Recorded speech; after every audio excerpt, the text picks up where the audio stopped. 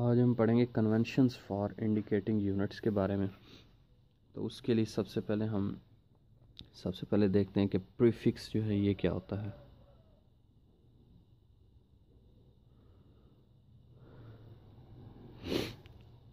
Prefix पहले भी हम पढ़ चुके हैं कि जो प्री का मतलब है कि बिफोर द यूनिट, ऐसा यूनिट भी हम लिख सकते हैं बिफोर द यूनिट, यानी कि ऐसा यूनिट से पहले जो हम लिखते हैं प्रीफिक्स, वो क्या होता है, पहले हम लिखते हैं, इसी वजह से हम इसको प्रीफिक्स का नाम। प्री का मतलब होता है कि बिफोर, यानी कि पहले, बिफोर द एसआई यूनिट्स।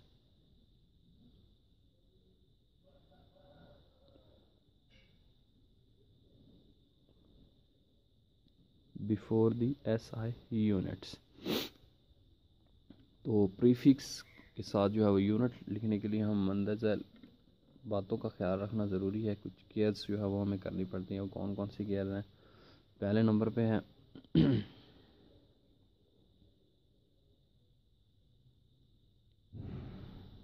पहले नंबर पे जो पॉइंट है कि अगर हम यूनिट का पूरा नेम लिखेंगे, फुल नेम ऑफ यूनिट अगर हम लिखेंगे,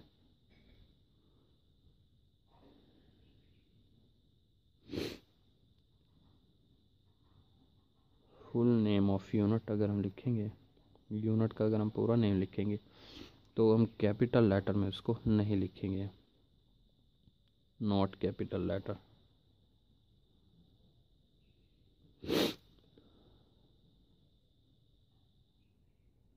कैपिटल लेटर में हम इसको नहीं लिखेंगे। जैसा कि सपोज कर लेते हैं कि न्यूटन है। ये जितने भी ड्राइव्ड यूनिट्स होते हैं दरअसल साइंटिस्ट के जो ड्राइव के होते हैं, लेकिन उसके बावजूद भी हम उनको कैपिटल लेटर में लिखेंगे, उनके फुल नेम को यूनिट के। उसके बाद दूसरे नंबर पे जो बात कही गई है वो क्या है कि अगर हम सिंबल लिखेंगे किसी भी यूनिट का,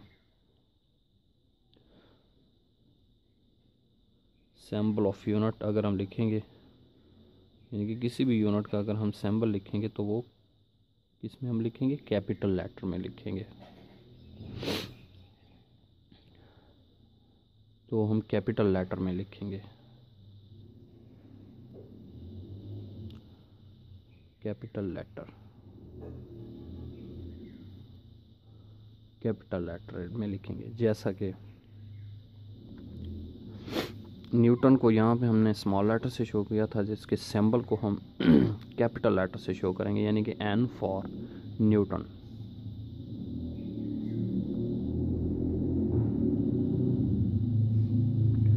एन फॉर न्यूटन, यानी कि इसके अगर हम पूरा नेम लिखेंगे तो उसको स्मॉल लेटर में लिखेंगे।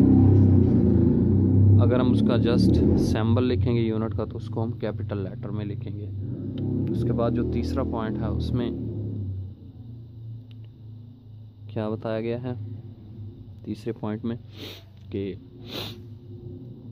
अगर हम यूनिट से पहले प्रीफिक्स लिखेंगे तो क्या होगा? प्रीफिक्स बिफोर यूनिट,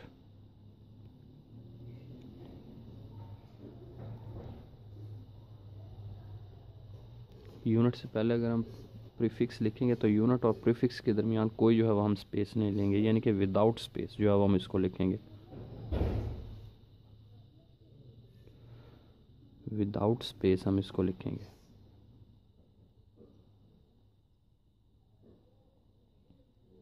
जैसा कि 1 मल्टीप्लाई बाय 10 की पावर -3 मीटर है, तो ये प्रीफिक्स है, ये ऐसा यूनिट है, इसके दरमियान कोई भी स्पेस हम नहीं देखेंगे। या दूसरे लफ्ज़ों में हम इसको ऐसे भी लिख सकते हैं 1 मिलीमीटर, 10 की पावर -3 मिली होता है।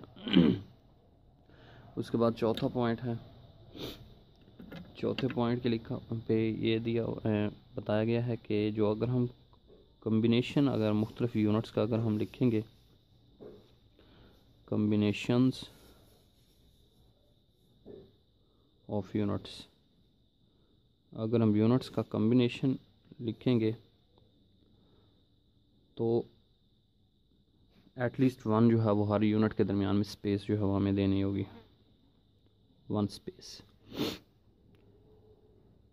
स्पेस हमें देनी होगी। जैसा कि न्यूटन मीटर है क्योंकि उनमें जो है वो एक ड्राइव यूनिट होता है और एक बेस यूनिट होता है, जैसा कि न्यूटन मीटर है, या दूसरे लफ्ज़ में हम इसको ऐसे भी लिख सकते हैं, न्यूटन ये ड्राइव यूनिट है, जबकि मीटर जो है ये बेस यूनिट है। इसको इनके दरमियान में हम क्या लगाएंगे, स्पेस लगाएंगे। उसके बाद आगे है कि कंपाउंड प्रीफिक्सेस जो है वो हम अलाउ नहीं कर सकते, यानी कि एक से ज़्यादा प्रीफिक्स हम इकट्ठे यूज़ जो है वो नहीं कर सकते। कंपाउंड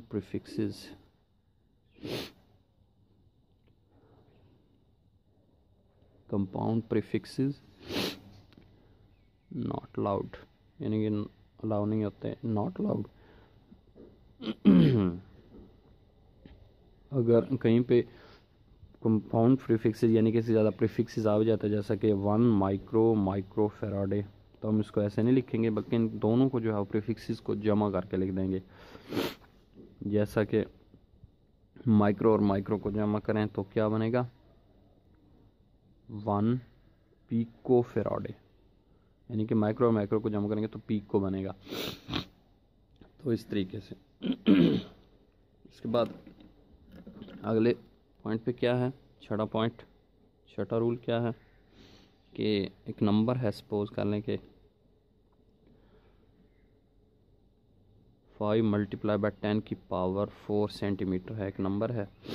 तो उसको हम इस सेंटीमीटर में, उसको हम SI यूनिट में जो है वो लिखेंगे। तो इसको इसके पहले हम इसको प्रीफिक्स में चेंज करके हम इसको SI यूनिट में लिख सकते हैं। प्रीफिक्स नहीं, सॉरी, साइंटिफिक नोटेशन में सबसे पहले हम इसको लेकर आएंगे।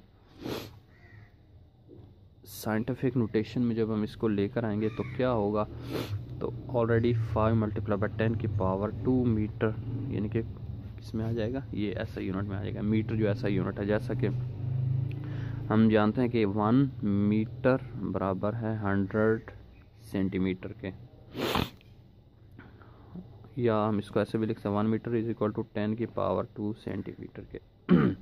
तो 1 मीटर किसके बराबर होता है, 10 की पावर 2 सेंटीमीटर। तो हम इसको ऐसे भी लिख सकते हैं 5 × 10 की पावर 2 सेंटीमीटर। तो ये किसके बराबर होता है, इसके बराबर होता है। तो बेसिकली हमने लिखना इसको कैसे होता है, मीटर में लिखना होता है। इससे अगला पॉइंट तो क्या कहता है कि सपोज क्या 7वां पॉइंट है,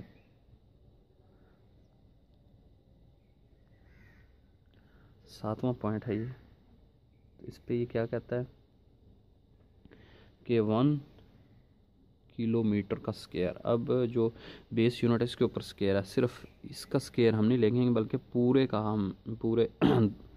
दोनों का जो है हम क्या करेंगे, स्क्वायर लेंगे। जैसा कि सपोज कर लेते हैं 1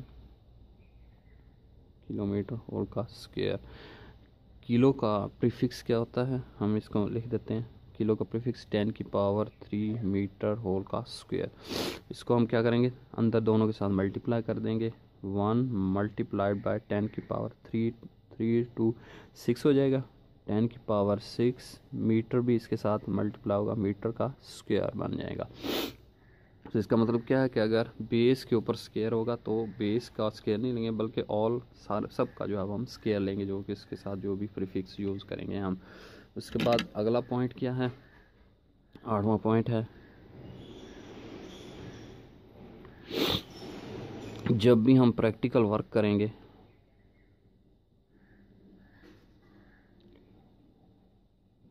तो उससे हमें जो रिज़ल्ट हासिल होगा वो SI यूनिट में आना चाहिए। अगर सपोज कर लें कि SI यूनिट में नहीं आता, छोटे यूनिट में आ जाता है, तो हम किसको क्या करेंगे, SI यूनिट में चेंज करेंगे। तो SI यूनिट जो है वो मोस्ट कन्वीनियंट यूनिट होता